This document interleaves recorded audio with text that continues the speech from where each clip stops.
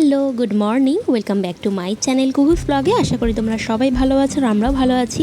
আজকে দেখো সকাল থেকে বৃষ্টি শুরু হয়ে গেছে। ঘুম থেকে উঠেই পর্দা সরিয়ে দেখছি বৃষ্টি পড়ছে, কিন্তু কুহুকে তো স্কুলে পাঠাতেই হবে। আজকে যেহেতু আছে ওদের ক্লাস টেস্ট, আজকে স্কুল এমনি কুহু যবে থেকে স্কুলে ভর্তি হয়েছে খুব কমই, মানে হয়তো 6 মাসে একদিন কি দুদিন স্কুল কামাই আছে, বাদ বাকি স্কুল কামাই করেনি।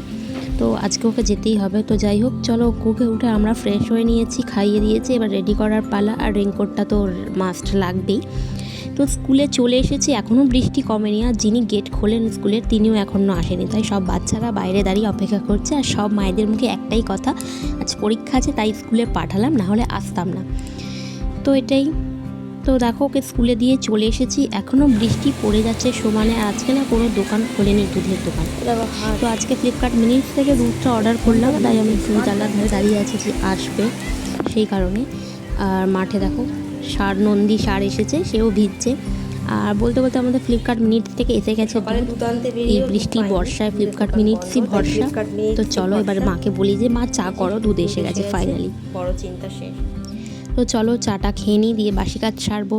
সকালে কুহুকে স্কুলে দিয়ে এসে আমি বাসি বিছানাটা করে চায়ের অপেক্ষায় থাকি। চাটা খেয়ে তারপরে আবার বাসি কাজ সেরে ওকে আনতে যাওয়ার টাইম হয়ে যায়। তো দেখো ওদের স্কুল থেকে নিয়ে চলে এসেছি। আর আজকে ওদের ছাতু খাওয়াবো, কারণ প্রত্যেক দিন তো দুধ কর্নফ্লেক্স খায়, তাই আজকে ভাবলাম একটু ছাতু খাইয়ে দিই।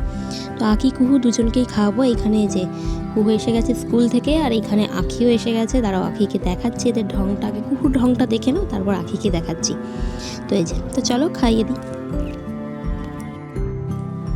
আমার বর এতই ভালোবাসে, এতে ধারণা নয়। আজকে সারাদিন ভাত রুটি না দিয়ে যদি দুবেলা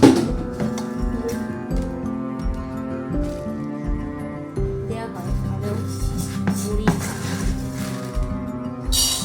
এখন বাজে রবিবার, আজকে এখন বাজে 11:30। দেখলো খাবে মুড়ি বুক করে সিদ্ধ।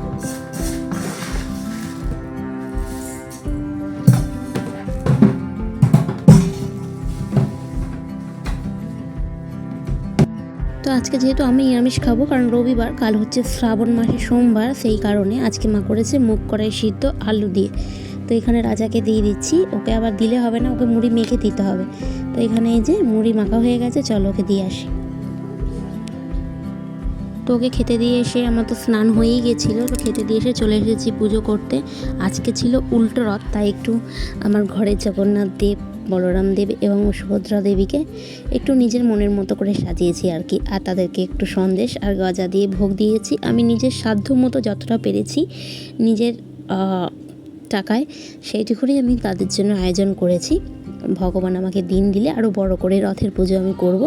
তো এখানে আমি সব ঠাকুরকে খেতে দিয়ে দিলাম, দিয়ে ধূপ বাতি দেখিয়ে একটু আরতি, কর্পূরের আরতি করিয়ে নিচ্ছি। তো এখানে রয়েছে আমার মহাদেবকেও আমি সুন্দর করে সাজিয়ে পুজো করে নিয়েছি। তো চলো এবার খাওয়ার পালা। আজকে তো নিরামিষ, সেটা আজকে আছে তেল লঙ্কা মাখা আলু ভাতে, বড়ার ঝাল এবং বড়ার টক। তো খেয়ে নিই, খেয়ে দিয়ে একটু বাচ্চাগুলোকে ঘুম পাড়িয়ে বিকেলবেলায় একটু রথ দেখাতে নিয়ে যাবো ইচ্ছা আছে। তো ওদেরকে ঘুম পাড়িয়ে ঘুম থেকে উঠে আঁখি, কুহু আর আমি আর কুহুর বাবা মিলে বেরিয়ে পড়েছিলাম রথ দেখতে।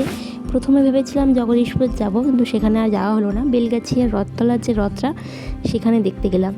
তো এই যে, আর মেলার সামনে এতটাই ভিড় ছিল যে মেলার ভিতর আমরা ঢুকতে পারিনি, তাই রথ দেখে রথের কাছে কতটা ছবি তুলে চলে এসেছিলাম বাড়ি। তো বাড়িতে এসে কুহুকে পড়তে বসিয়েছিলাম, কারণ সামনেই 3 আগস্ট থেকে পরীক্ষা আছে, তাই একটু ওকে প্রশ্নগুলো জিজ্ঞেস করে নিচ্ছিলাম পড়ার। কোন পতঙ্গের 8টি পা থাকে?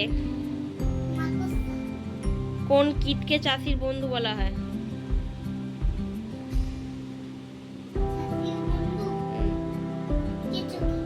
হ্যাঁ। কোন পতঙ্গেরা জীবাণু ছড়ায়? না।